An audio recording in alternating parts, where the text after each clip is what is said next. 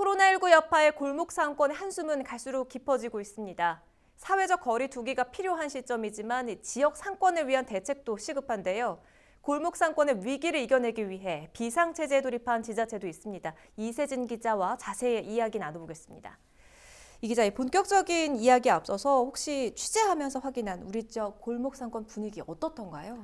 네, 아무래도 이번 코로나19 여파로 가장 큰 타격을 입은 곳 중 하나가 바로 골목 상권이 아닐까 싶습니다. 네. 실제로 현장에서 이 자영업자들의 이야기를 좀 들어보면 대부분이 적게는 절반 이상에서 많게는 80~90% 정도까지는 매출 감소를 체감하고 있었는데요. 네. 취재 중에 만난 자영업자 중에서는 적자폭을 감당을 하지 못해서 직원 수를 줄이거나 식당의 경우에는 당분간 저녁 장사를 포기하거나 혹은 포장 주문만 받는 곳들도 덜어 있었습니다. 골목 상권은 아무래도 소상인들의 터전이다 보니 이번 타격을 상당히 심각하게 받아들이고 있었습니다. 특히 오랜 경기 침체 때문에 자금 상황이 좋지 않은 상태에서 이번 감염병 여파까지 겹치면서 생계 유지 자체가 어렵다고 호소하시는 분들도 계셨습니다.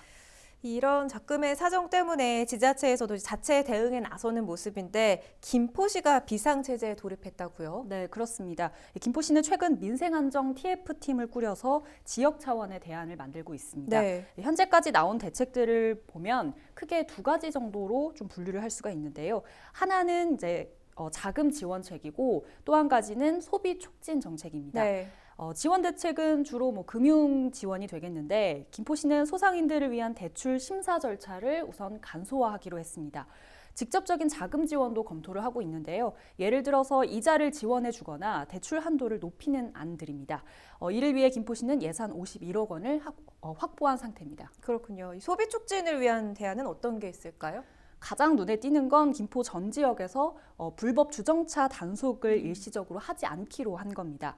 모든 시간에 해당되는 건 아니고요. 현재 김포시 불법 주정차 단속 시간이 아침 9시부터 밤 9시까지입니다.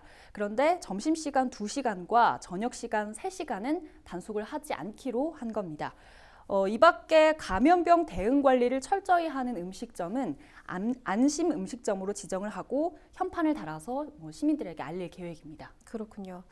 한편으론 지자체에서도 굉장히 고민이 깊을 것 같아요. 감염병 확산을 막는 또 동시에 지역 경제 활성화를 위한 그 대안을 만든다는 게 쉽지 않은 것 같거든요. 네, 그렇죠.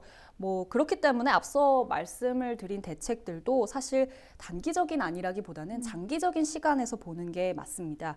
또 안심 음식점 같은 경우에는 당초 사실은 이번 주부터 본격적으로 운영을 할 계획이었는데 코로나19 여파가 길어지고 또 사회적 거리 두기에 대한 이제 정부 방침이 강화가 되면서 내부적으로 확대 운영 시기를 조율을 하고 있는 상태고요.